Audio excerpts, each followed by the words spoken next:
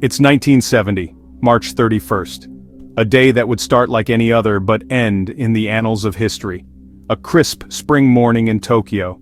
The cherry blossoms are in full bloom, painting the city in shades of pink and white. The streets are bustling with life as people go about their daily routines unaware of the impending chaos. Japan Airlines Flight 351, a Boeing 727 readies for takeoff. Destination Fukuoka. The aircraft stands proud on the tarmac, a marvel of engineering and a symbol of modern travel. On board, 122 souls, unaware they're in for the ride of their lives. Businessmen adjust their ties, preparing for meetings that now seem trivial. Mothers soothe their children, hoping for a peaceful journey. Families, friends, and strangers all sharing the same fate. A sense of normalcy, soon to be shattered. The hum of conversations, the rustle of newspapers, the clinking of seatbelts. All these mundane sounds mask the tension that will soon grip the cabin. The engines roar, the plane lurches forward, smooth ascent, the ground falls away and the city becomes a patchwork quilt of colors. The passengers feel the familiar sensation of takeoff, a mix of excitement and routine. Passengers relax, gaze out at the shrinking city below. Stewardesses begin beverage service, coffee, tea, or terror. The cabin crew moves with practiced efficiency, unaware of the storm brewing just beneath the surface. The answer lies ahead, hidden in the motives of 9 young men scattered throughout the cabin. These men, seemingly ordinary passengers, harbor a dark secret. Their intentions are far from innocent, and their actions will soon plunge everyone into a nightmare. Among them, a leader with a steely resolve, and followers with a mix of fear and determination. They exchange glances, silently communicating their readiness. The clock ticks, and the moment of truth approaches. As the plane cruises at high altitude, the serene clouds outside the window belie the turmoil within. The passengers remain blissfully unaware, enjoying the calm before the storm. Smiles and laughter fill the cabin, a stark contrast to the grim reality that is about to unfold. The flight attendant's warm smile hides the impending danger, a mask of normalcy in a soon-to-be chaotic world. The clock ticks on, each second bringing them closer to the moment that will change everything. The tension builds, invisible yet palpable, as the 9 men prepare to execute their plan. In the vast expanse of the sky, the airplane seems insignificant, a tiny speck in the grand scheme of things. Yet within its metal confines, a drama of epic proportions is about to unfold. Hands grip armrests, eyes gaze out at the endless horizon. The passengers are on the brink of an experience that will forever alter their lives. The stage is set, and the curtain is about to rise on a tale of courage, fear, and survival. Minutes into the flight, the mundane erupts into chaos. What started as a routine journey quickly spirals into a nightmare.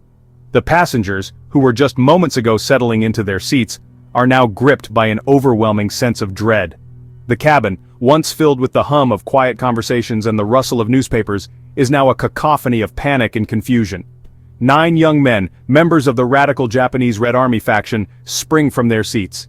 These men, driven by a fervent belief in their cause, have meticulously planned this moment. They are not just passengers, they are revolutionaries, ready to make a statement that will echo across the world. No ski masks, no hushed whispers. They brandish samurai swords and a fake hand grenade, their faces twisted with fanaticism. Passengers gasp, screams pierce the air. The sight of the weapons, so out of place in the confined space of the airplane, sends waves of terror through the cabin. The hijackers' eyes burn with a zeal that is both terrifying and mesmerizing. The hijacking of Flight 351 has begun. The once peaceful flight is now a battleground, with the hijackers asserting their dominance over the terrified passengers and crew.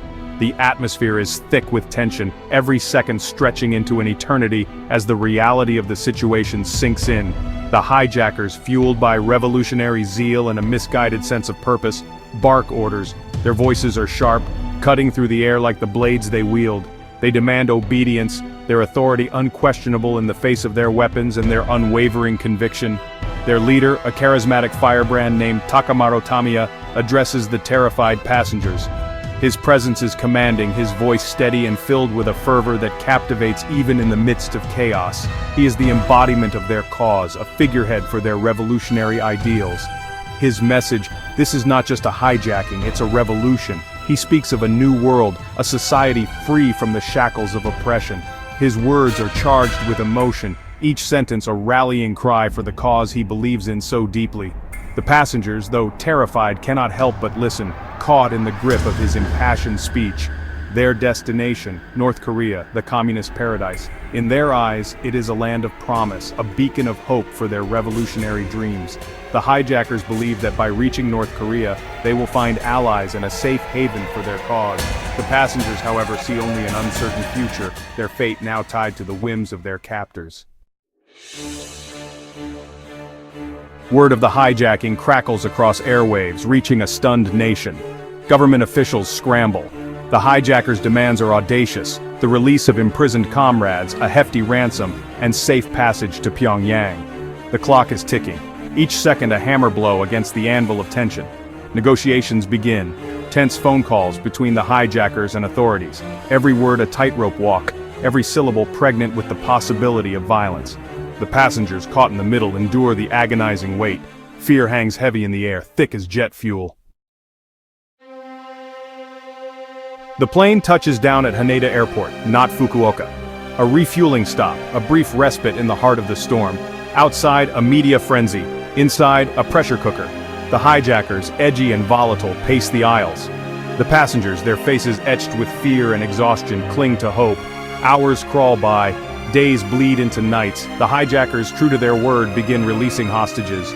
Women, children, the elderly. Small victories in the face of overwhelming uncertainty. The world watches, captivated and appalled, as the drama unfolds on the tarmac. Section 5. The Negotiator.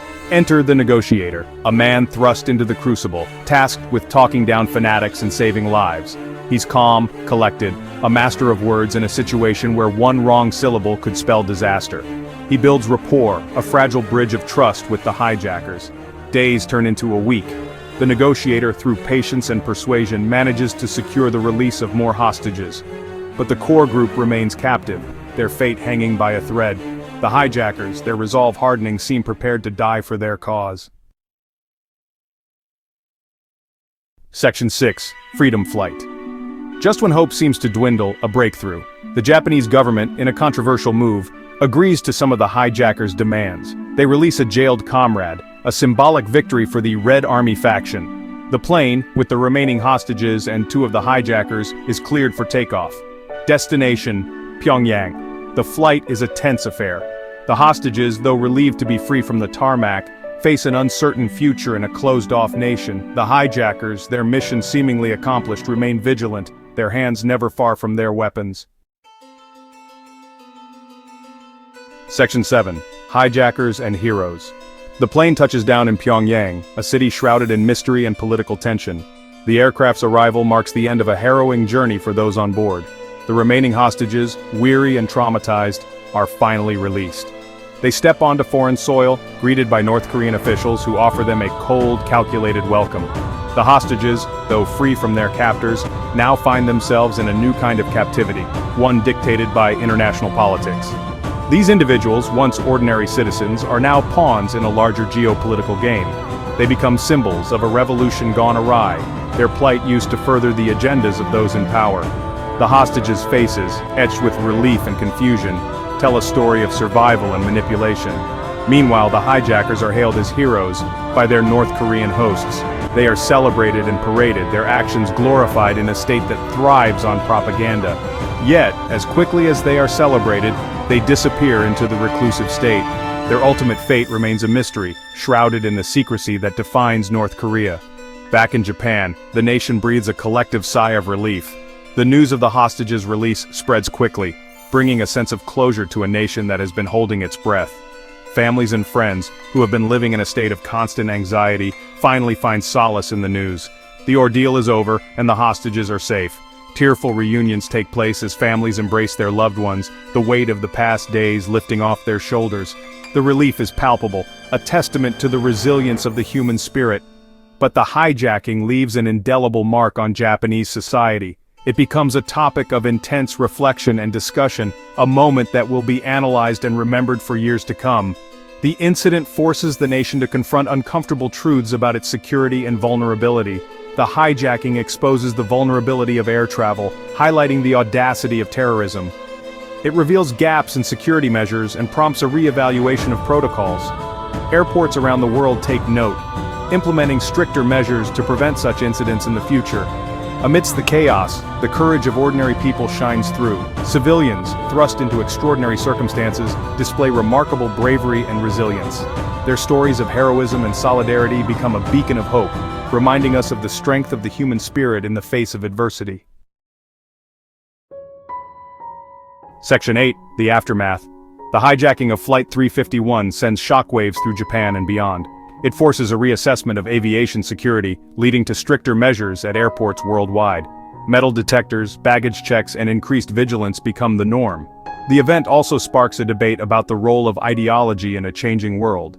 The hijackers, driven by their beliefs, were willing to risk their lives and the lives of others.